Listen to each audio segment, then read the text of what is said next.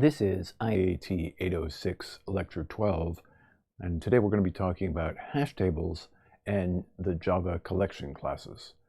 So let's get started.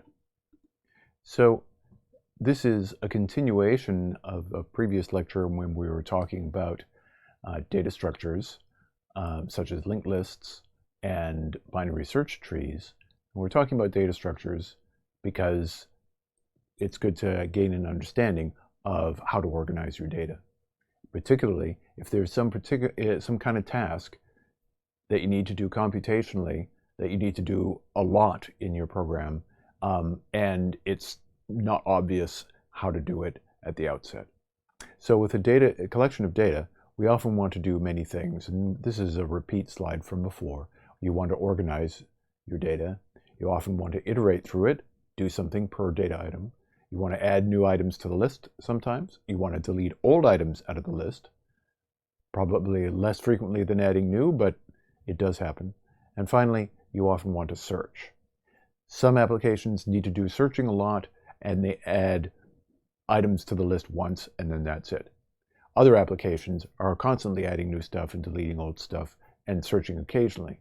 So given what your program is actually doing, it's a good idea to choose a data structure to hold your data that supports the tasks that you need done in a reasonably efficient manner. Our primary concern with these data structure lectures is to focus on program efficiency, that is to say, a program that does not consume all the resources on your machine to run. We often care about program efficiency if the program you're running takes a long time to complete its task. If the program completes its task quickly enough for you, then you as the program author and primary user are probably happy with a solution that's functional and correct. But if you care about something running fast because it's dealing with a lot of data, this is when you really start to care about the data structures that you're using and the means of organizing your data. So we had seen linked lists and binary search trees before.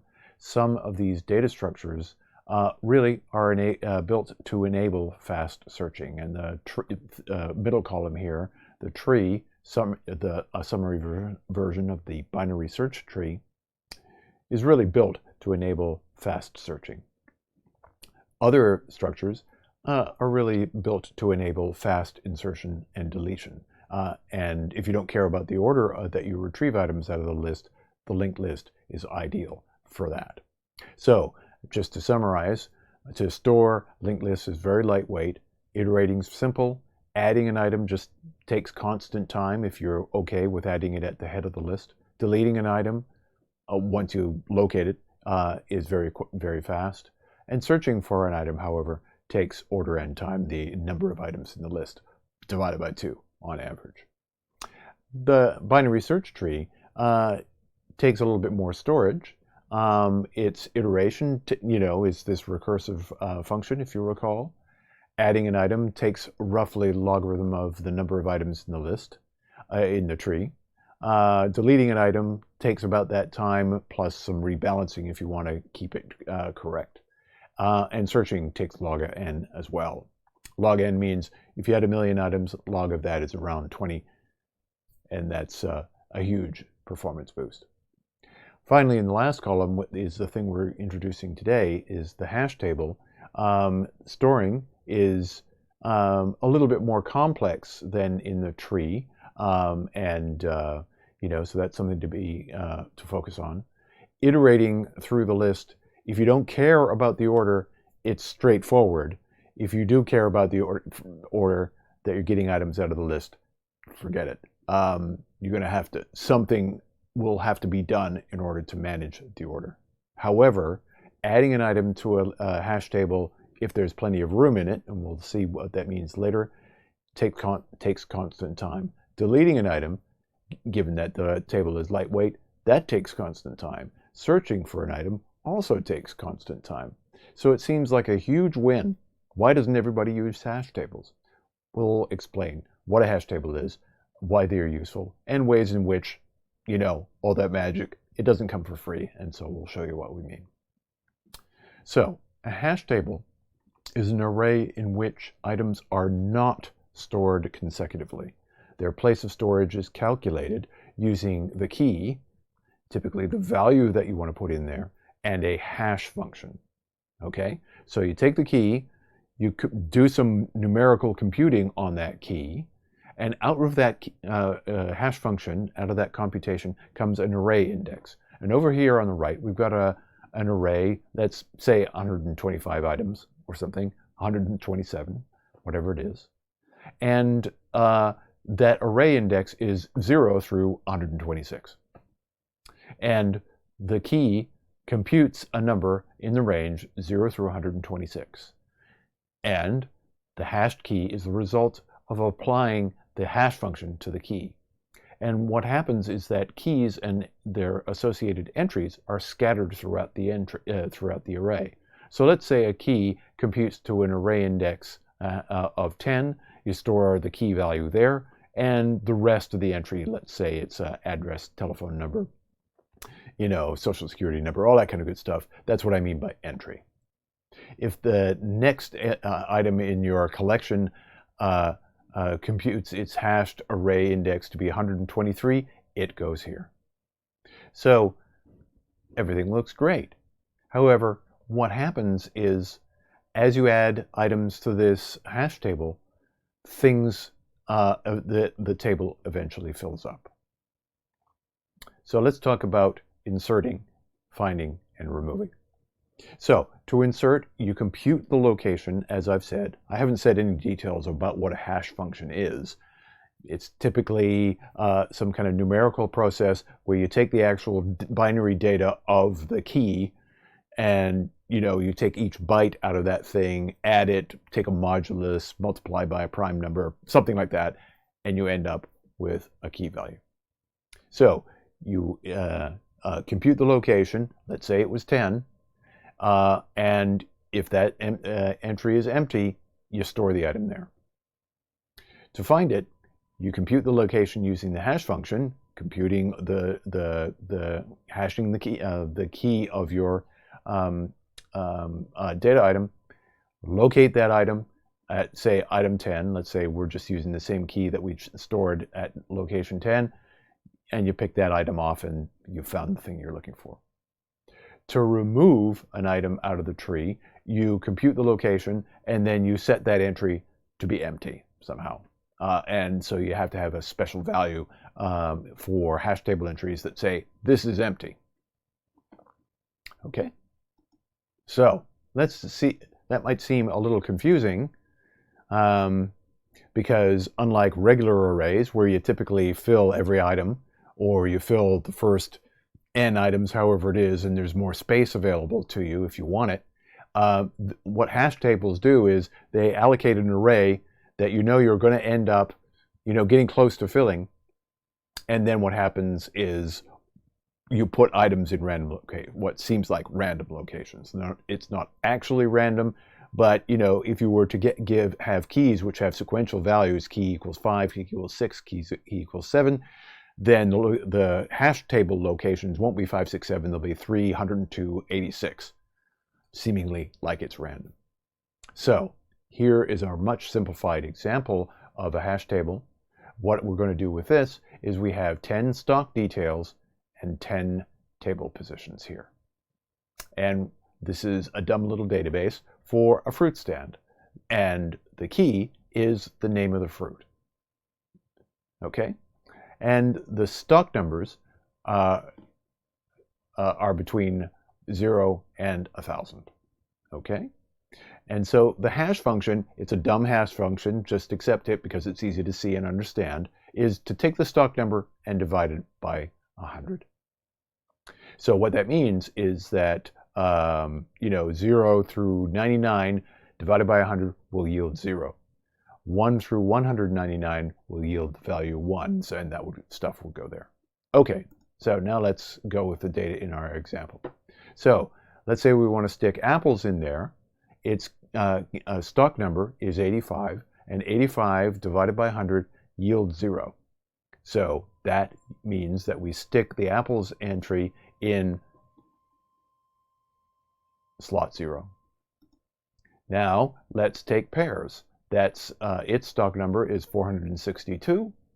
462 divided by 100 yields 4. So in entry number 4, we stick pairs, stock number 462. And we're saying the stock number here in the entry in addition to the name pairs, just to be explicit about what's going on. Next, take papaya, that's stock 912. 912 divided by 1,000 gives you 9. That goes into slot 9. The guava at 323, that goes into slot 3. Okay, now, everything was great so far, but here we have a problem. What if we now want to insert stock number 350? 350 divided by 3 yields 3. And now we notice the thing that has to be dealt with in a hash table, and that is position 3 is occupied already. So it would be pointless to stick, stock number 350 on top of guava. That would just ruin our data collection. So what we need to do, what the hash table technology has to do, is to find a way of resolving those collisions. And so that's, where the key piece of technology of hash tables lies, is in the collision resolution idea. So what is needed is a collision resolution strategy. And that strategy needs to be put in place at insertion, and the same strategy needs to be put in place at retrieval time. So if I say, hey, hash table, please give me entry 323, I go to slot number 3 and I find guava. Everything's great. If I say, okay, now find 350, I go to slot 3, I see guava, I need to execute the same strategy so that I can find the guava entry. Or for the hash table machinery to tell me, it's not in there, go away. So one simple collision resolution strategy is to just simply look for the next empty slot and keep a count of how many steps you took through the hash table to find an empty slot, record that number, because that number, and keep that number as being the maximum number of steps ahead you took, so that when you're at retrieval, when you're looking, you find a collision, you don't locate it at the collision point, and you search further down the list, if you exceed that maximum that you'd already stored, you know that going further is pointless. So this linear probing idea, the idea is to take 350, go to slot 3, and find it's full. Increase by 1, go to slot 4, find 4 is full. Increase by 1, go to slot 5, 5 is empty, we can stick whatever it is, oranges, in slot 5. And we also have to keep the maximum number of steps in the linear probing is 2, and therefore every time we do a search, we need to, go to the slot that we're interested in, and if it has the item we're looking for, we're good. If it doesn't have the item we're looking for, we need to step at most 2 spots ahead, and if we don't find it in those other 2 spots, we won't find it at all. So if we say 375, we go to slot 3, find guava, we find slot 4, pears, we find slot 5, oranges. We then, if we went to the next slot, that would exceed the maximum, so we're done. We can't find anything that has the stock number 375.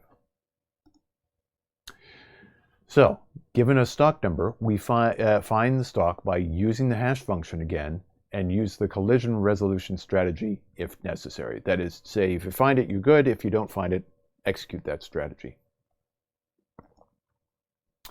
So, the hash function, I've not said anything about it, and I gave a dumb one, which is just divide by, roughly, the maximum range of the stock number, divided by 10, because there's 10 entries.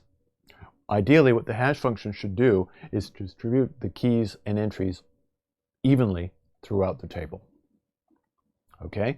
It should minimize collisions where the position given by the hash function is already occupied. Okay? So by minimizing collisions, what we really mean is we want to minimize the probability that we're going to have, the hash function taking us to the same entry for many, many of the key values.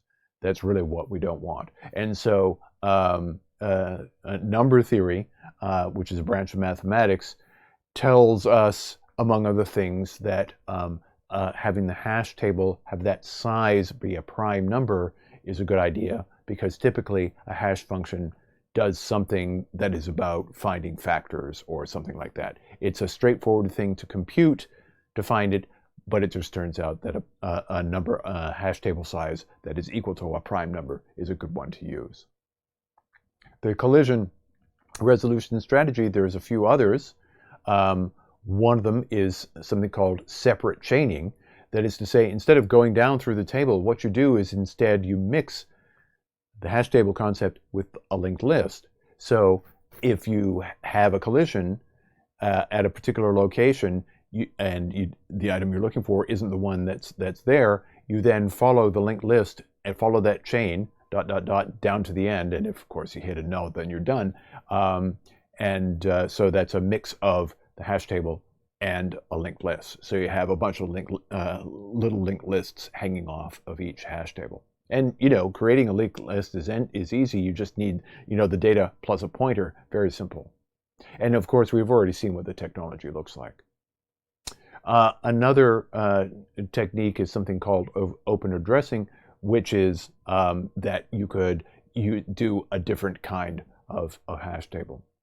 One thing that people sometimes suggest is to use a different hash function, a secondary hash function or a tertiary hash function.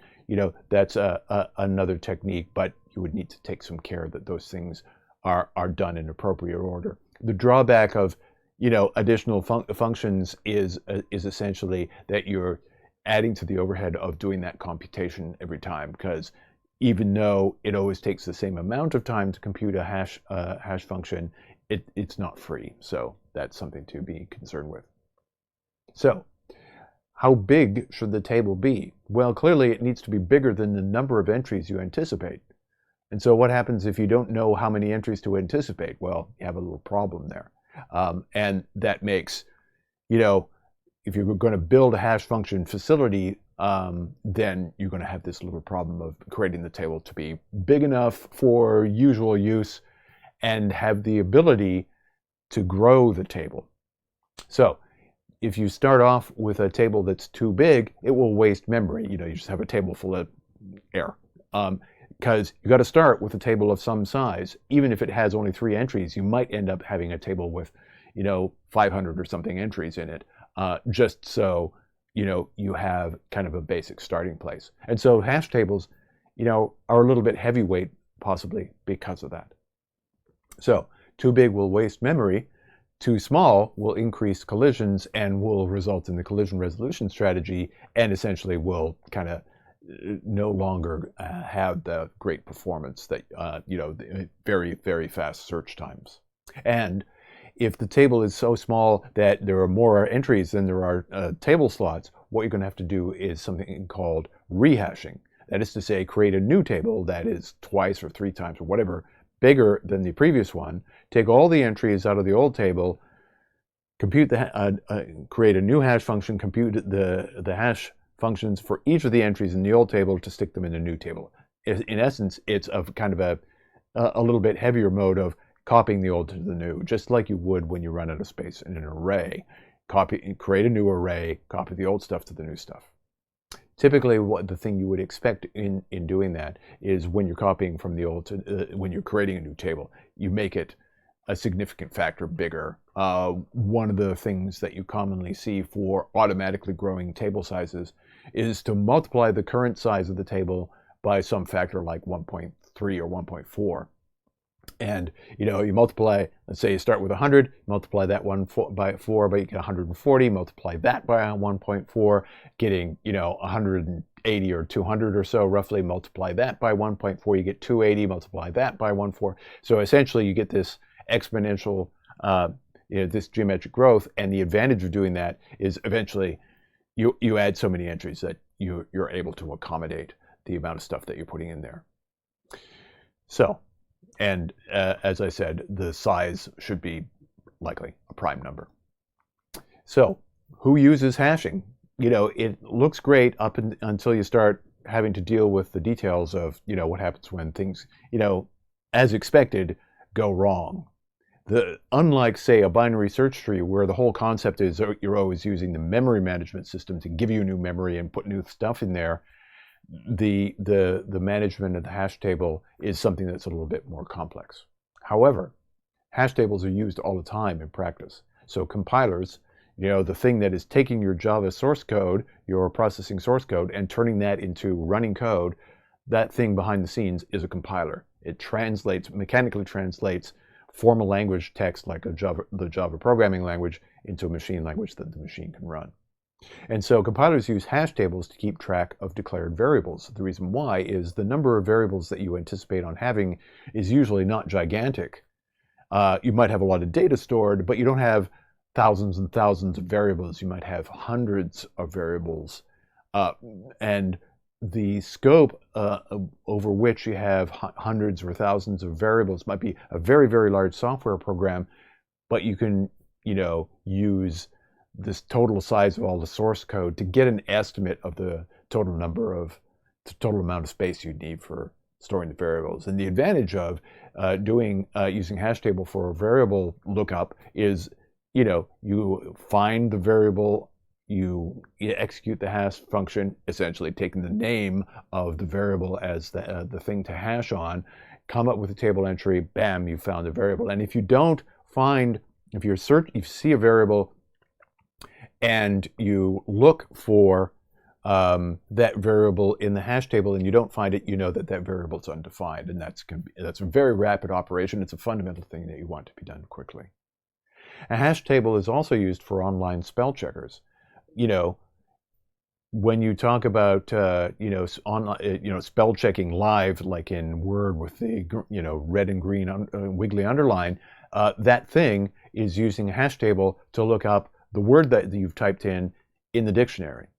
And because dictionaries don't change very often, they might get an update once a year, if that. That the table itself, the dictionary, is going to, be a fixed size.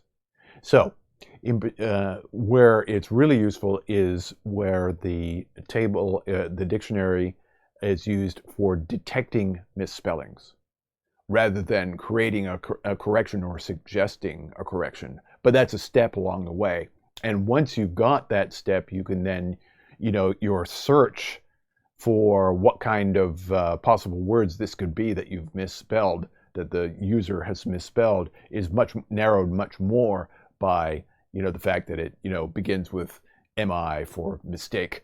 And you only need to look in the MI words for suggested alternatives. And that's part of the reason why you see misspellings that, autocorrect really only works for, misspellings that occur after the second or third letter. If you get the first letter wrong, the machinery doesn't help. It looks in the wrong place for suggestions, and you can tell, the suggestions are dumb, or, just not what you want. It doesn't read your mind. What it's doing is looking up in a dictionary and taking a little approach to, get something close that can be computed fast on a mobile platform or on your computer. Hash functions also, interestingly enough, can be used to check for inequality. If two elements hash to different values, then they're different. And what that means is, let's say you have a data collection of some kind in which what you're doing is computing the hash function on a bunch of data. Let's say all the text on this screen, right? So here we are on this slide, we have all the text. You take a hash function of it, the A, the P, the L, I, C, A, T, just add all those things together, compute the modulus, do whatever it is you're doing, add all that thing up, you get a number. Let's say there's another page of text, slide of text. You take all that text, you put that to a hash function. If those two functions yield two different values, then the text on those two slides is different. And that can be useful to rapidly find out whether or not the files are same or different. You typically wouldn't do, compute a hash value that's, 2 bytes, because there's too much likelihood that different things would end up with the same value, that can be encoded in 16 bits. So you want a fairly long function, and so the MD5 hash function is intended to do that, where the number of bits that you're dealing with, the amount of information you're dealing with is large enough that, if you compute this function and you get 2 MD5 encodings, you get something different. Another thing that hash tables can be useful for is storing sparse data. So instead of, let's say you wanted to store in a 2-dimensional array, or maybe even a 3D array for things, the kind of thing that you would use for storing all the voxels in an MRI scan. If you in fact have, a little bit of data here and there, taking that information, hashing it, and storing it in a much more compact table than the full 3-dimensional space of whatever is a little bit more efficient. But what I'm doing, of course, is kind of coming up with applications that are a little bit obscure. So when do you use hashing? Well, it's good if you need to do many searches on a stable table. And so the dictionary search thing is a great example of that. The dictionary changes once a year. You're constantly misspelling things. I blame you. It's something that you need to do search so many more times than you need to compute the hash function. So the online dictionary, what it's doing is the hash table is already created, and you just simply type words into it, and it just goes straight into that table. And because it's created in advance, there's an opportunity there for the developers of the table, for the developers of the online dictionary, to really work on a great hash function and a great table size. They know exactly how big it's going to be, so they can really tune it to make it work well.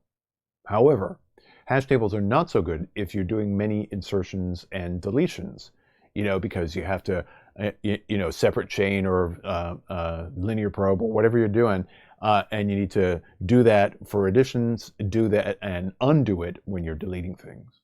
It's not so good if you need things in sorted order. You need some additional something or other to deal with that. Certainly, it's no good if you have really big data.